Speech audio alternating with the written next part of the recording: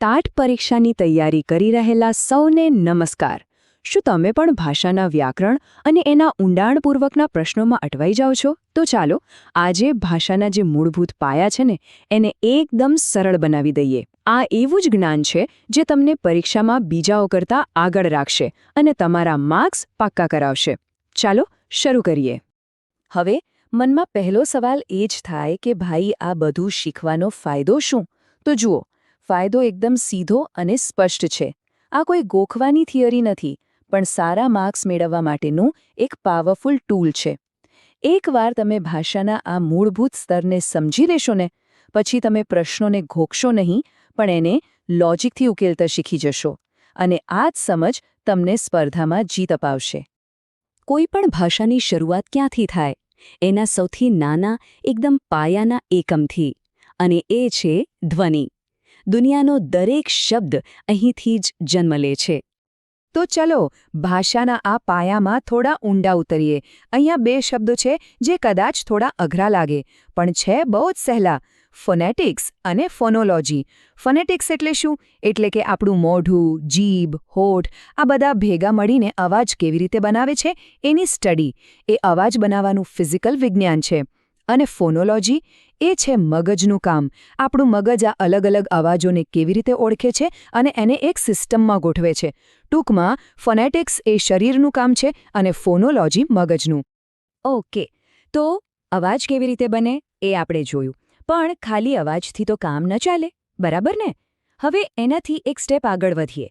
આ અવાજો ભેગા મળીને અર્થપૂર્ણ ટુકડાઓ એટલે કે શબ્દો કેવી રીતે બનાવે છે? આ વિભાગ પરીક્ષા માટે ખૂબ જ અગત્યનો છે. આ શબ્દને તો મગજમાં એકદમ ફિટ કરી લેજો. મોર્ફીમ. ટીએટી પરીક્ષા માટે આ મસ્ટ નો શબ્દ છે. મોર્ફીમ એટલે ભાષાનો એવો નાનામાં નાનો ટુકડો જેનો પોતાનો કોઈ અર્થ હોય. જો તમે એનાથી પણ નાનો ટુકડો કરો ને તો પછી એનો કોઈ મતલબ જ ના રહે. હવે અહીંયા ખાસ ધ્યાન આપજો, કારણ કે પરીક્ષામાં માર્ક્સનો અસલી ખેલ અહીંયા જ છે. મોર્ફીમના બે મુખ્ય પ્રકાર છે: ઇન્ફ્લેક્શનલ અને ડેરિવેશનલ. ઇન્ફ્લેક્શનલ મોર્ફીમ બહુ સીધા સાદા હોય છે. એ ખાલી વ્યાકરણમાં નાનકડો ફેરફાર કરે છે, જેમ કે એકવચનનું બહુવચન કરવું. એ શબ્દનો મૂળ અર્થ નથી બદલતો.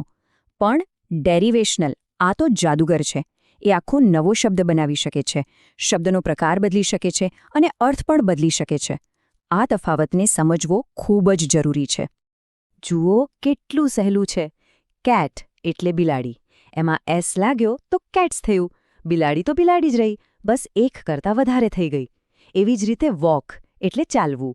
એમાં ઈડી લાગ્યો તો વોક્ડ થયું. ક્રિયા તો એ જ રહી, ખાલી સમય બદલાયો, ભૂતકાળ થઈ ગયો. જોયું? આ છે નાના નાના વ્યાકરણના ફેરફાર. અને હવે જુઓ ડેરિવેશનલનો કમાલ.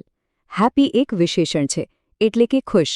પણ જેવો નેસ લાગ્યો એ હેપીનેસ બની ગયો, એટલે કે ખુશી, જે એક સંજ્ઞા છે. આખા વર્ગ જ બદલાઈ ગયો. એવી જ રીતે હેપીની આગળ અન લાગ્યું તો અનહેપી બની ગયું, જેનો અર્થ બિલકુલ ઊંધો થઈ ગયો. આ છે નવા શબ્દો બનાવવાની ફેક્ટરી. ચાલો આ જાદુ આપણી પોતાની ગુજરાતી ભાષામાં જોઈએ. શબ્દ છે દયાળુ, જે એક વિશેષણ છે, બરાબર ને? એ કોઈ વ્યક્તિનો ગુણ બતાવે છે. હવે એમાંથી લુ પ્રત્યય કાઢી નાખીએ તો શું વધ્યું? દયા. અને દયા શું છે? એ એક સંજ્ઞા છે, એક ભાવ છે. જોયું તમે? એક નાનકડા ફેરફારથી શબ્દનો આખો પ્રકાર જ બદલાઈ ગયો. બસ આ જ તો છે ડેરિવેશનલ મોર્ફીમની તાકાત. તો પરીક્ષામાં તમને આવો જ સવાલ પૂછશે. એક મોટો શબ્દ આપીને કહેશે કે આમાં કેટલા મોર્ફીમ છે. ચાલો સાથે મળીને આને તોડીએ. પહેલો શબ્દ અનડિઝાયરેબલ. એમાં છે અન, ડિઝાયર અને એબલ, એટલે કે ટોટલ 3. બીજો ડિસલોકેશન. એમાં પણ 3 છે: ડિસ, લોકેટ અને આયોન. અને છેલ્લો તો જુઓ એન્વાયરમેન્ટલી. એમાં તો 4 મોર્ફીમ છે. આવી રીતે શબ્દોને તોડવાની જેટલી પ્રેક્ટિસ કરશો એટલા જ માર્ક્સ તમારા પાક્કા, સમજો. સરસ, તો આપણે ધ્વનિથી શબ્દો સુધી પહોંચી ગયા. પણ ખાલી શબ્દો આમ તેમ પડ્યા હોય એનાથી કંઈ ભાષા ન બને. એ શબ્દોને યોગ્ય રીતે, નિયમ પ્રમાણે ગોઠવવા પડે. અને એ નિયમોનું જે શાસ્ત્ર છે એ છે વાક્ય રચના, જેને અંગ્રેજીમાં કહેવાય છે સિન્ટેક્સ.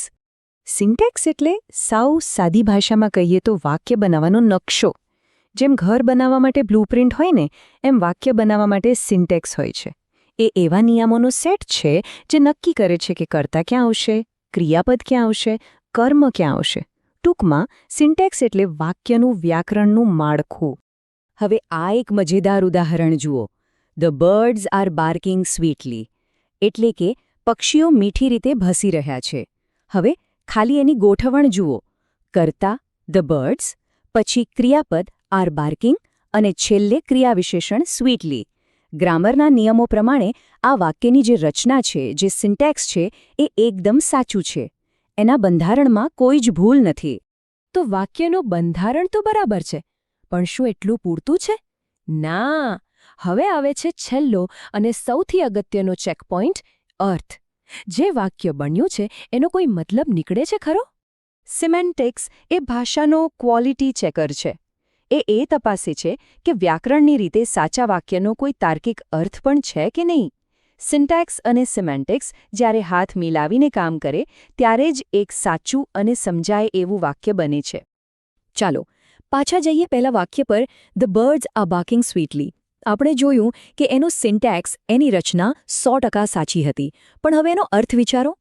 શું પક્ષીઓ ક્યારે ભસે? ના, આ વાત તો તર્ક વગરની છે, અર્થહીન છે. બસ આ જ છે સિન્ટેક્સ અને સિમેન્ટિક્સ વચ્ચેનો મુખ્ય તફાવત.